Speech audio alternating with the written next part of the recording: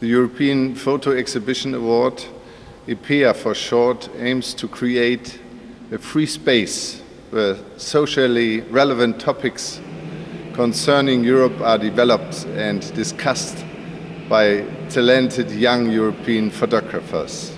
It mainly focuses on, firstly, supporting upcoming photographers at an early stage of establishing themselves as professional photographers, and secondly, on contributing to and intensifying dialogue within Europe, also with a set socially relevant topic on an European issue.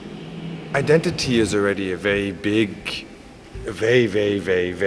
word, and in my previous work I always dealt with identity. I'm half Lebanese, half German. I'm always dealing with this never being in the right space. Always in Germany I'm an Ausländer, and in the Middle East I'm one of them, but I have no clue about their culture and their ideas and their things. So this whole identity thing was a topic I've been working on. On this project I tried really to focus on what do I know, what for me is my European image of somebody who grew up in Germany, traveled a lot, France, Spain, England, Norway, this Central European thing, and I wanted to see how does it look like at the borders. You can't really talk about European identities as a steady concept. It's not a steady concept. I mean, I don't want to go further into details, but I feel nowadays with this ability you have, or the capacity you have to travel around the world, it's impossible not to have a little bit of other places in your identities. It is a great pleasure for me to welcome the representatives of these foundations: Alberto del Carlo from Lucca, Miguel Magalhães from Paris, and Rune Eraker from Oslo, and Dr. Klaus Wehmeyer from Hamburg.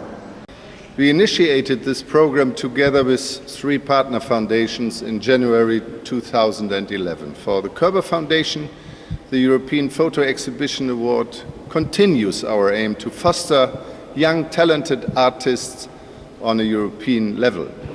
Further on, European questions need not only to be discussed by politicians, but also by artists, as the cultural reflection on Europe is essential for communicating the European idea on the ground. The main reason concerns the possibility of working with European artists and around European subjects. Europe is at the very heart of the Gulbenkian Foundation concerns and of the Paris office. We believe that Europe is a melting place of people, and there are not one identity, there's many identities, all valid. And for instance, one of these artists represents, an Italian artist, represents the value of the new culture, the new cultures brought in Europe.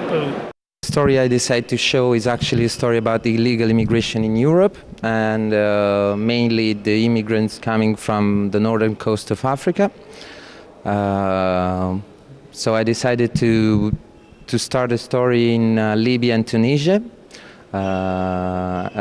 because of the war and the Arab Revolution, there was a lot of immigrants deciding to flee from those countries and to reach mainly this little island in the middle of Mediterranean that is Lampedusa. Well, it was pretty impressive because the amount of people arriving at the frontier and well, living in really terrible condition in the middle of nowhere, a sort of middle desert, I will say. For Frito, it has been a point to have to emphasis on photography, because they are normally dealing with words because of the freedom of speech, which they're mostly engaged with.